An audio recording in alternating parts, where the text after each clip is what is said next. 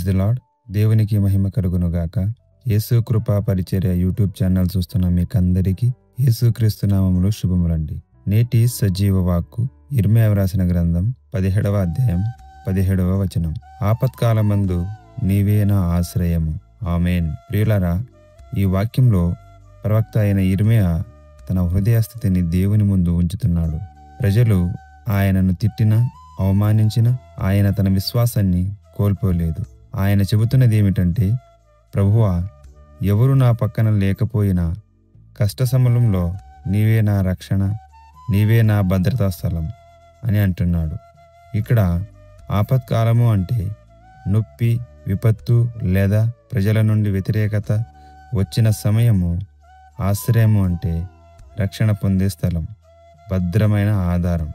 అంటే యిర్మీయా చెబుతున్నది, ప్రభువా, ఎవరు నన్ను అర్థం చేసుకోకపోయినా నీవు నన్ను రక్షించే స్థిరమైన దేవుడు అని అంటున్నాడు.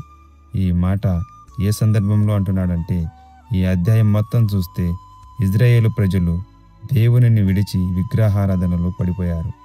దేవుడు వారికి తీర్పు ప్రకటించమని యిర్మీయాకు ఆజ్ఞాయించినప్పుడు దాంతో ప్రజలు యిర్మీయాను శత్రువుగా చూశారు, ఆయనను హేళన చేశారు. అలాంటి పరిస్థితుల్లో యిర్మీయా దేవుని వైపు తిరిగి ఇలా అంటున్నాడు, ప్రభువా, నీవే నా బలము, నీవే నా రక్షణ, ఆపత్కాలములో నా ఆశ్రయము అని అంటున్నాడు. యిర్మీయా 16:19లో కూడా వాక్యం ఇలాగే సెలవిస్తుంది. అందువల్ల ఈ వాక్యంలో ఒక ప్రార్థన మరియు విశ్వాస ప్రకటన రెండూ ఉన్నాయి. యిర్మీయా అనుభవాల ద్వారా మనము తెలుసుకోవాల్సింది ఏమిటంటే, కష్టకాలంలో మనుషులపై కాదు, దేవునిపై మాత్రమే ఆధారపడాలి.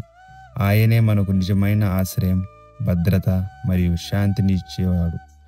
ప్రస్తుత కాలంలో మన జీవితంలో మనకు కష్టాలు, నిరాకరణలు, వ్యతిరేకతలు వచ్చినప్పుడు ఈ వాక్యాన్ని మన హృదయంలో ఉంచుకోవాలి. ప్రభువా, నా ఆపత్కాలములో నీవే నా ఆశ్రయము అని దేవుని మొరపెట్టినప్పుడు అప్పుడు దేవుడు మనకు శాంతి, ధైర్యం, రక్షణను ఇస్తాడు. కాబట్టి ఈరోజు ఈ వాక్యంతో మనలను బలపరిచిన దేవునికి మహిమ కలుగునుగాక. ఆమేన్. ఈ వీడియో మీకు నచ్చితే లైక్ చేసి షేర్ చేయండి.